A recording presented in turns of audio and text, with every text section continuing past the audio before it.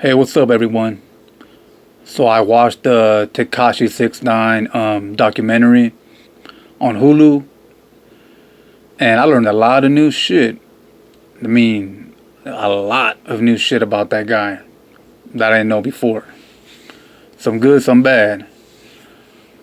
But from the very beginning, I thought someone said it was circulating on social media that he was a nerdy kid, just a good kid who never got into trouble and all this shit. Nah, man, he was always a little badass fucking kid from the very beginning. Always kind of off a little bit, out there and shit. I didn't know that. I also got a newfound respect for him, slightly, because goddamn, he had the hustling spirit. He hustled his ass off, and he knew what he wanted from the very beginning, and he knew how to stand out. He saw what everybody was doing, and he kind of took a different route. You gotta respect that. And I always wondered, at what point did he really start fucking up? Like, being a troll and being out there acting like a fool, that's nothing new. They even say it in the documentary. People have done that shit for fucking decades, man, for a long ass fucking time. And they say Marilyn Manson, shock value, even Pee Wee Herman, you know, that funny ass dude, he was kind of off. His movies were kind of weird. People love that shit, man. They loved it then, they still love it now. As far as that goes, it's really nothing new. He was somewhat unique with his own look. He even said it, man. He said it in the documentary, or they said he said in the documentary, which I believe, that his music is trash, but people love his music videos because of the shock value thing, you know. So who are you gonna blame? You try to some people don't have the talent to just outright just get people with their music. When they don't have that kind of talent, they gotta go out and do some dumb ass shit, which is what he did, and it worked. Can't really 100% blame him, but what are you gonna do? And yeah, I wondered at what point did he turn into this gangbanger, this gangster persona thing. Yep, and they let you know exactly when, and it makes perfect sense.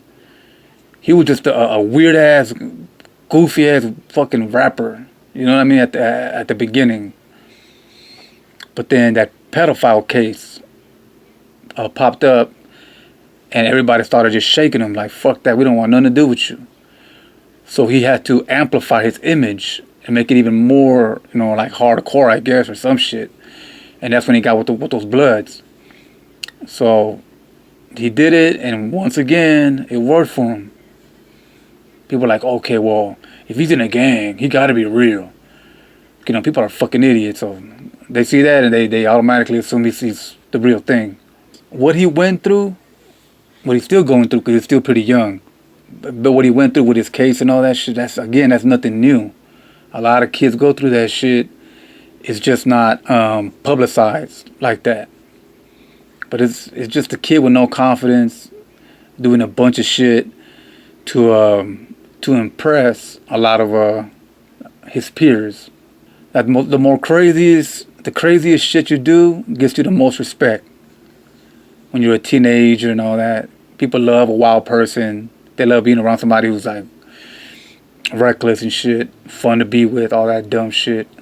Throughout the documentary, when he gets with those Blood guys, and he's throwing money around and all this kind of shit, and pretty much what happened with Death Row happened with him.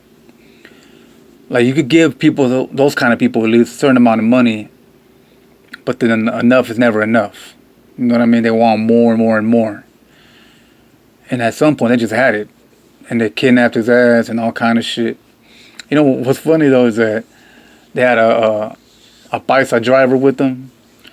And that motherfucker turned out to be an informant. He brought the whole fucking house down. He was just ratting left and right. For real. Like, I didn't see that one coming. These motherfuckers are so stupid, having people like that around them. Or doing the shit they did, period, was stupid. Yeah, and his baby mama, goddamn, has it in for him. She fucking hates him. But yeah, towards the end, motherfuckers get locked up. He comes back out, does what he does, and that's it.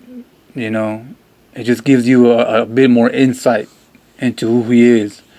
And people like him, they even say in the documentary, there will never be another 6ix9ine. Yeah, there will. There still will, especially right now. They're cloning that Lil Wayne image. That's all it is a clone of Lil Wayne. Tattoos and all this weird hair shit, and you know, come on, man. Now, there will never be, let's say, another Tupac, another Kurt Cobain, John Lennon, all these real unique people from music. Dope. Michael Jackson, goddamn, hell no. You'll never have one of them. They were truly unique in their own lane, in their own sense. What Tekashi 6ix9ine is just taking little bits and pieces from different people, and he made it his own thing. You know, and all you got to do really is try to be as loud as possible, just fucking buffoonish like a clown, and you'll stand out. That's how you stand out nowadays, you know. So that's not hard to do. So will there be another Tekashi 6ix9ine? Hell yeah. Unless this generation grows the fuck up and sees that shit as the dumb shit that it is, which is, I think, is slowly heading in that direction. But I don't know. Who the fuck knows?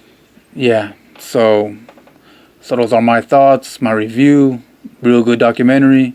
Even if you're not into his music, it's still pretty interesting to see someone fuck up so bad. And hopefully you try to avoid anything remotely related to doing the shit he did, you know? That's my review / thoughts. As always, stay safe. Watch out for that Rona, y'all.